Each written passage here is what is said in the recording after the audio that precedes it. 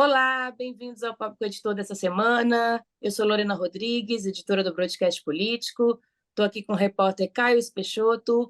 Vamos entrevistar o senador Otto Alencar, da Bahia, líder da bancada do PSD. Senador, muito obrigado por aceitar nosso convite. Pois não, eu que agradeço a oportunidade, Lorena, Caio. Caio está sempre conosco lá no Senado Federal. É o craque lá da cobertura do nosso Senado, sempre conosco. Portanto, é um prazer grande ter a oportunidade de ser entrevistado por vocês.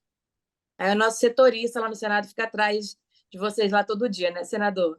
Senador, É. eu queria já começar perguntando sobre um tema que dominou aí a semana na casa ao lado, lá na vizinha de vocês, na Câmara, que foi a reforma tributária.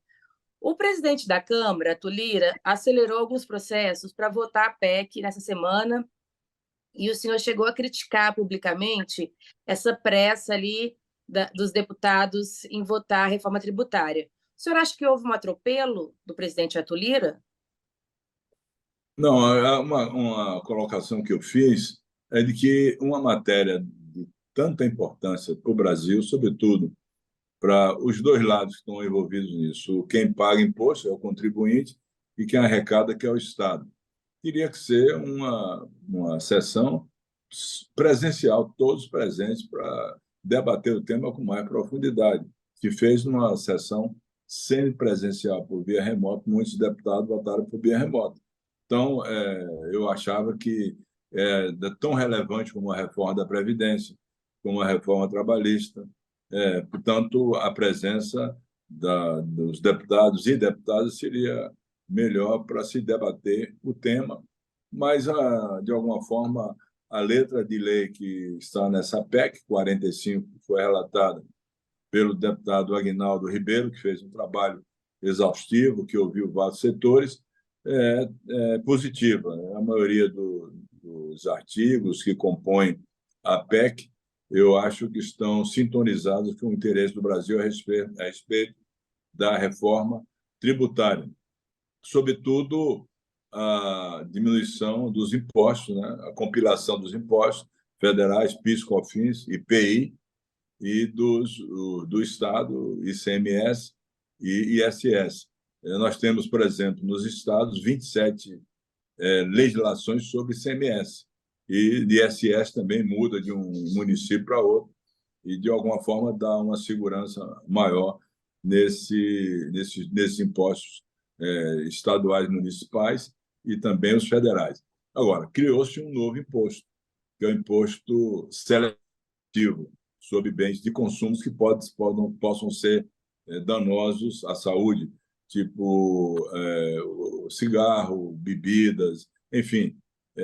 Criou mais um imposto. Talvez não fosse necessário, poderia colocar dentro da CBS, né, que é a sigla que define o PIS, COFINS e IPI, e o IBS, que define ICMS e ISS. Eu achei, inclusive, ontem à noite, cheguei a conversar com alguns deputados, a questão dos estados em desenvolvimento, Centro-Oeste, sobretudo do Norte e também do Nordeste.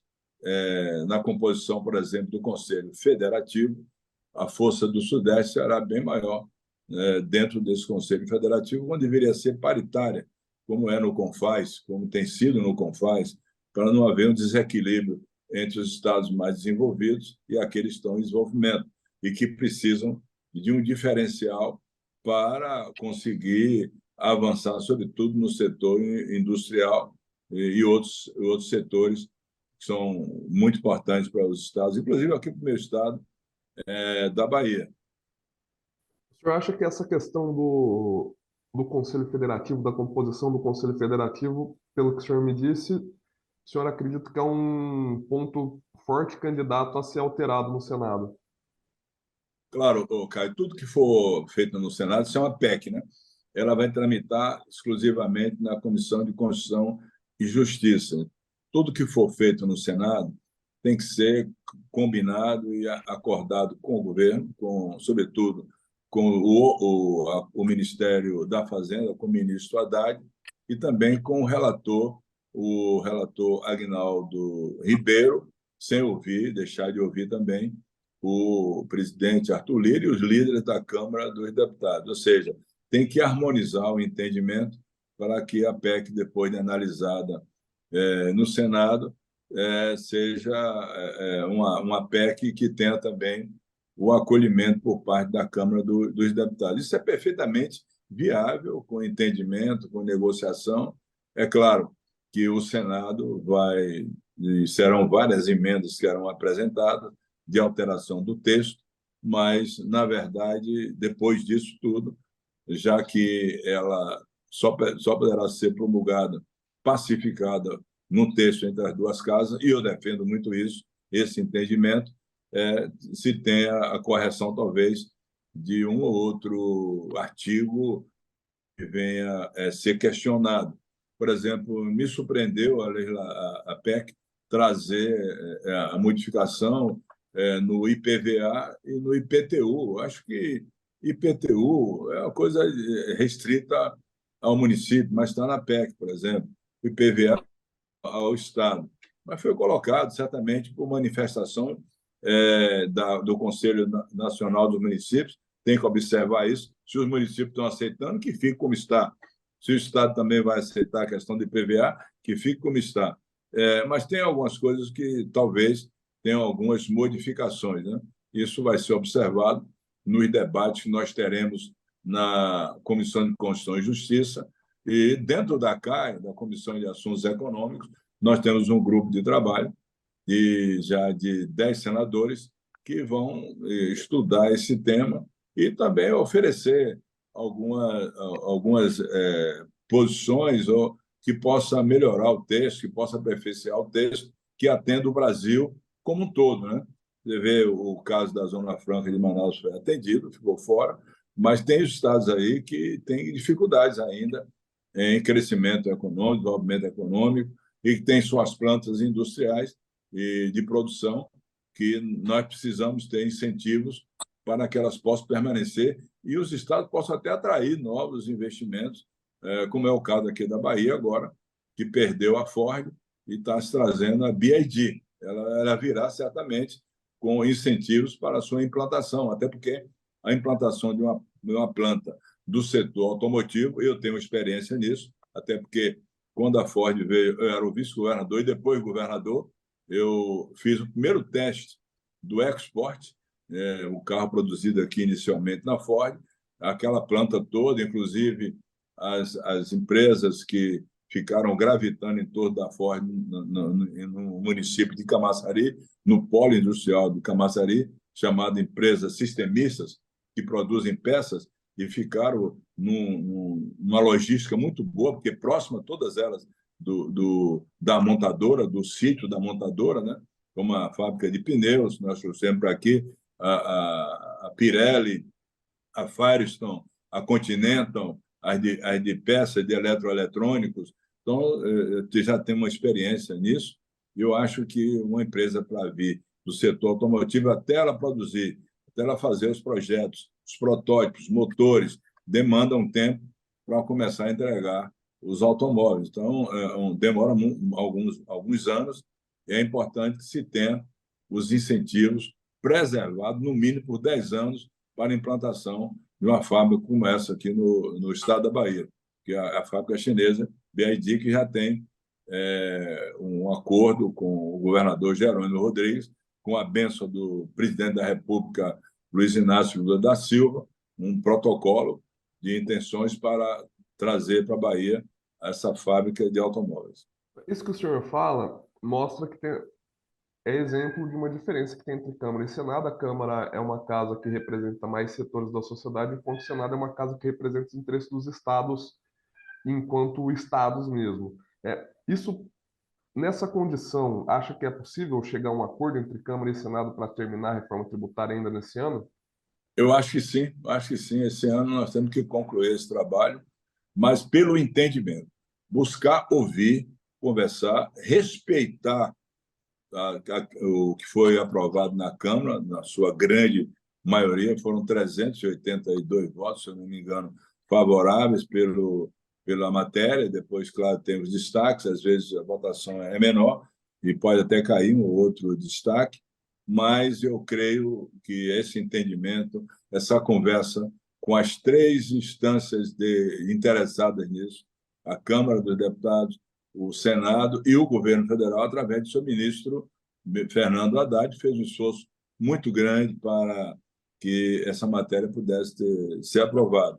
Nós tentamos, de alguma forma, com os nossos deputados, apresentar algum destaque, ainda vão ser apreciados hoje ainda na Câmara dos Deputados, e esperar que ela venha mais sintonizada com os estados. Eu conversei hoje com os senadores do Centro-Oeste, que têm o mesmo pensamento que eu tenho a respeito de preservar, sem prejudicar os estados do Sudeste, mas preservar os interesses dos estados em desenvolvimento, Centro-Oeste, Nordeste, Norte do Brasil, que precisam ter desenvolvimento econômico e, consequentemente, oferecer os bens e serviços que todos nós desejamos, não só para o Nordeste, para o Centro-Oeste, para o Norte, mas para todo o Brasil.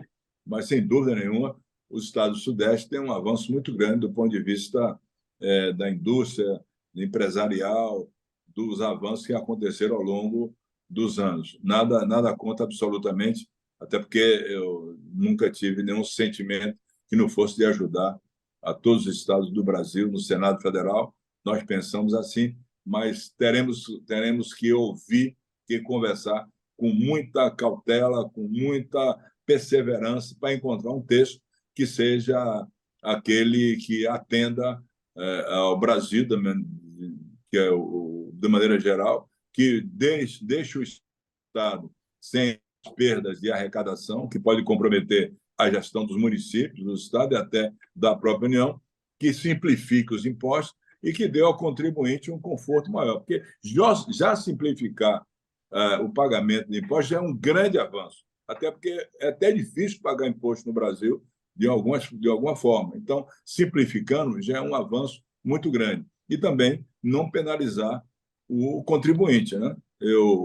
Nesse caso, por exemplo, o Simples Nacional está excluído disso, não teve nenhum problema, mas vai chegar e vai modificar aí muitos contribuintes, por exemplo, no presumido, no lucro real, tem que observar tudo isso, estudar. Eu até acho que a Receita Federal já poderia fazer o exercício de informar a estados e municípios e até a União quanto seria a arrecadação. A Receita pode perfeitamente, depois que essa letra de lei estiver promulgada, fazer esse exercício. Claro que nós teremos um período, uma carência, para observar o andamento, porque não pode ser abrupto isso, tem que ser gradativamente essa observação, para que não tenha perda da arrecadação, também o contribuinte, com a simplificação, não tenha o aumento dos impostos que serão aprovados agora e promulgados pelo Congresso Nacional.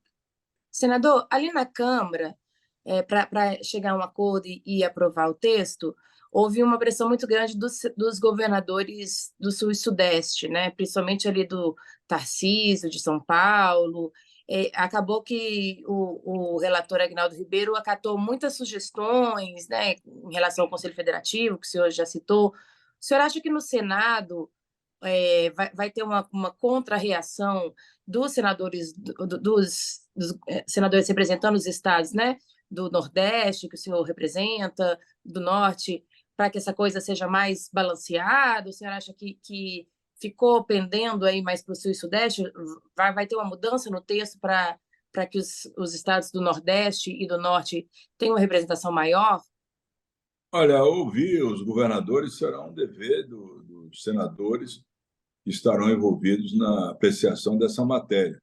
O governador Tarcísio ele teve uma participação importante para a aprovação, como o governador de outros estados também tiveram. O governador do estado da Bahia reuniu a bancada na quarta-feira em Brasília pela aprovação da matéria. Tem que se aprovar essa matéria agora no segundo semestre, é uma coisa que o Brasil espera há muito tempo, mas eu tenho certeza absoluta que tanto o governador de São Paulo como os outros governadores do Sul, Sudeste, eles terão também um olhar para entender é que a letra da lei da PEC não pode tirar, de alguma forma, a possibilidade de que os estados em desenvolvimento e que têm essa ansiedade de fazer e de atrair empresas para que elas possam se instalar e possam absorver a mão de obra de forma normalmente. E, inclusive, favorecer e diminuir a migração que aconteceu ao longo da história de tantos nordestinos,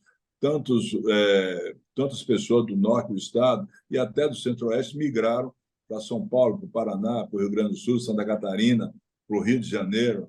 E essa migração que aconteceu em busca de um emprego, de uma vida melhor, não vem a acontecer e que as pessoas possam perfeitamente se estabelecer nos seus estados, nos seus municípios de origem, mas com a oferta de possibilidades de trabalho, de emprego. Se quer muito pouco, não se quer mais do que isso. Né? Não é uma ambição, não é querer dificultar as ações dos estados que avançaram mais. Absolutamente. É sem prejudicá-los, ter a oportunidade de fazer avançar os estados que estão ainda em desenvolvimento e precisam de ter incentivos para a implantação das plantas industriais, sobretudo das atividades, Lorena, Caio, que sejam intensivas na absorção de mão de obra. O setor calçadista, de fiação, tecelagem, do setor primário, da agricultura familiar, do agronegócio, da construção civil, que agora, com a volta do Minha Casa Minha Vida, sem dúvida nenhuma, vai trazer e vai absorver muita mão de obra que está no desemprego, e é doloroso estar desempregado, saber que se tem uma profissão, uma atividade, e você não acha uma colocação para trabalhar. É isso aí, não se quer muita coisa, não. Só quer se ter o direito de buscar um caminho que os outros tiveram no passado e que outros estados não tiveram e não têm até hoje para desenvolvimento econômico. Senador, eu ouvi essa semana no Senado, já estão começando a aparecer especulações sobre quem vai ser o relator da reforma tributária. Houve muitos nomes, entre eles o do senhor. O senhor está se colocando para ser relator, não?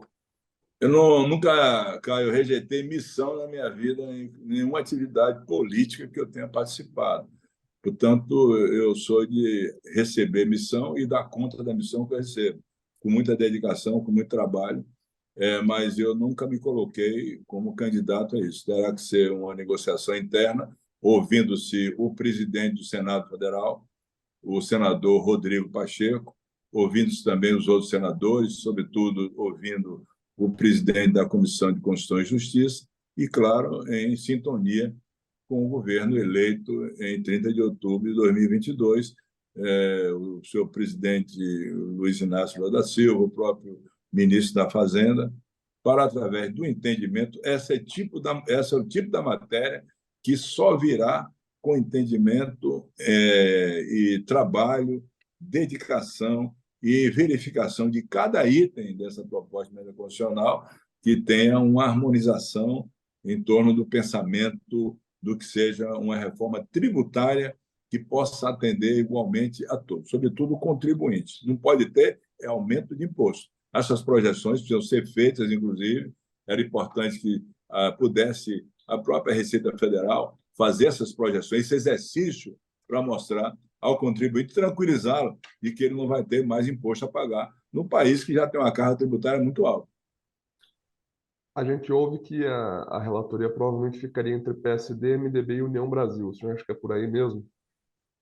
Olha, eu não posso fazer essa perspectiva ainda, Caio, mas pode ser que tenha nesse conjunto aí que você fez, que são os maiores partidos, né? O PSD, o MDB e a União Brasil, um nome que, tendo esse juízo de apreciação com capacidade de entender o momento que o Brasil vive e também fazer uma letra de lei, como eu digo, repetindo a você, que seja harmônica e atendendo o contribuinte também, a União, os governos estaduais e federais, possa ser promulgada. Eu acho que esse entendimento precisa ser feito com muito cuidado, com muita dedicação. Alguém que vá relatar essa matéria tem que fazer como fez o deputado Aguinaldo Ribeiro, se dedicar tempo integral a ela, full time, para estudar a lei e fazer aquilo que é justo dentro do sistema tributário que nós estamos vivendo hoje. Aquele que for responsável tem que ter essa capacidade de ficar aí em Brasília,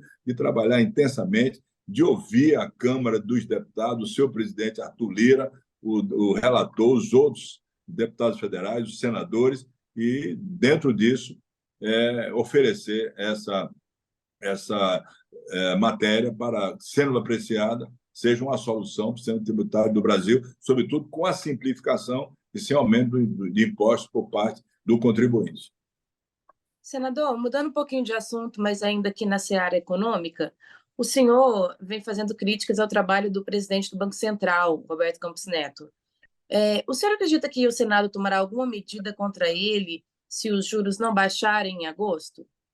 Olha, a Comissão de Assuntos Econômicos aprovou um requerimento convidando o doutor Roberto Campos Neto. Esse requerimento, se não me engano, foi do líder do governo no Congresso, o senador Randolfo Rodrigues, foi aprovado na CAI, e também tem um convite do presidente do Senado Federal, o senador Rodrigo Pacheco, para que ele venha numa sessão plenária para debater esse tema juros altos no Brasil. Ontem, quinta-feira, nós tivemos uma reunião dos líderes com o presidente Rodrigo Pacheco, que, com muita competência e também com muita capacidade de ouvir os líderes, eu tenho, pelo presidente Rodrigo Pacheco, uma admiração muito grande pela maneira segura, firme, de bom senso e de equilíbrio para tomar decisões muito grande, ele sempre faz assim. Ficou acertado que o presidente do Banco Central viria lá entre o dia 8 ou 10 de agosto no plenário do Senado, e foi importante que eram 2 convites, mas na reunião de líder eu propus ao presidente Rodrigo Pacheco que essa sessão pudesse ser única, né? Só no plenário, com a participação do presidente da CAI, o senador Vanderlan Cardoso, deve ser ele que vai presidir essa reunião no plenário. Isso seria entre 8 e 10 de agosto. Aí virá o presidente do Banco Central para debatermos outra vez essa questão dos juros. Essa data é importante, porque o Copom deve se reunir entre 2 e 3 de agosto e tem que dar um tempo, né, tanto antes como depois da reunião, para que ele possa comparecer. Essa data deve ser entre 8 e 10 de agosto. E nós vamos debater o tema e mostrar a ele que todos os indicadores, Lorena, Caio, da economia estão favorecendo no Brasil a queda dos juros. Nós estamos hoje com reservas em torno de 346 bilhões de dólares, as reservas têm aumentado, o dólar está na faixa de 4,80, caiu o dólar, desaceleração da inflação. Tivemos em abril um IPCA de 0,61, já em maio caiu para 0,23, agora no mês de junho, de julho, nós vamos ter talvez de junho, acho que deu 0,4,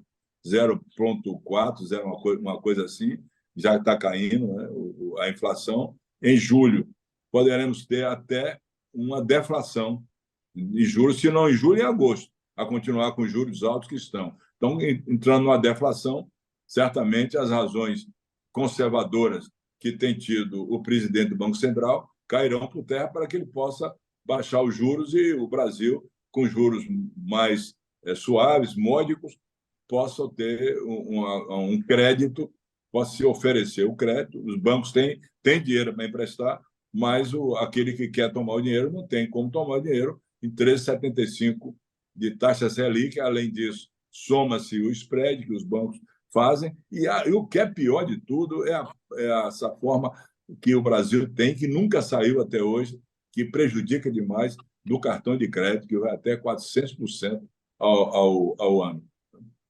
Quando saiu a ata do Copom, alguns dias atrás, teve na Comissão de Assuntos Econômicos o presidente Vanderlan Cardoso, ele leu uma nota em nome da Comissão de Assuntos Econômicos, elogiando o Banco Central ter deixado a porta aberta para baixar os juros, e disse que esperava que os juros abaixassem em agosto.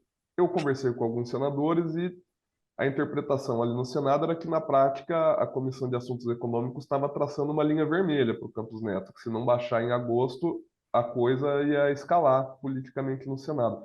Do jeito que a coisa está indo, o senhor acredita que o Campos Neto termina o mandato do Banco Olha, Central? eu acho que não seria uma ação que eu considerasse correta se fazer, através do Senado, a retirada do Campos Neto do cargo que ele ocupa, né, por mandato. Eu acho que não está nesse ponto. Nós queremos estudar e mostrar que chegou a hora de se analisar isso com mais profundidade, até porque é o único ponto que está deixando, está travando o avanço, o crescimento econômico do Brasil, embora no primeiro trimestre, segundo trimestre agora, o Brasil tenha crescido na faixa de 2% o crescimento econômico, que pode chegar até 3%. Depende muito de que os juros baixem para a oferta de crédito ser compatível com a nossa realidade. Agora, essa questão mesmo dos automóveis populares, que o governo federal deu incentivo para baixar o preço dos automóveis. Alguém que vai comprar um automóvel, que tem salário para isso, ou tem um ganho razoável para isso, ele faz uma poupança e dá uma entrada para comprar um carro. E aí vai comprar o carro e vai financiar. Quando ele vai ver o financiamento do carro, vai ficar em torno de 26%, 27% ao ano.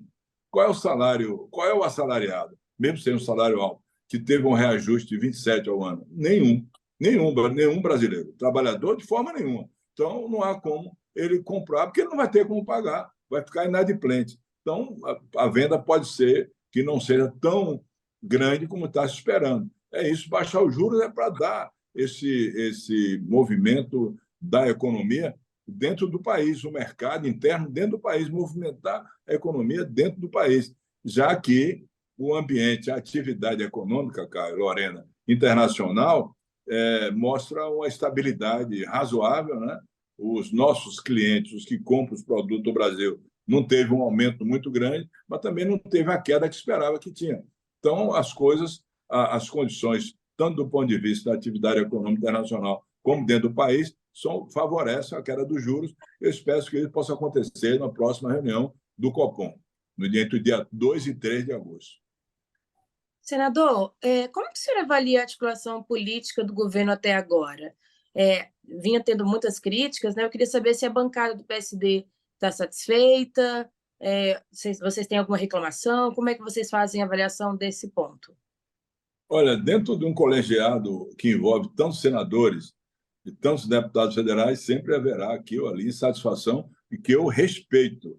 Porque, às vezes, o conjunto das ações políticas desagradam um ao outro. Mas, do ponto de vista global, da análise global das ações do governo, acho que o governo está muito positivo, está indo muito bem. O presidente Lula tem feito um esforço muito grande aqui dentro do país e fora do país, fazendo uma diplomacia que abre aqui os portos, aeroportos, abre o comércio do Brasil.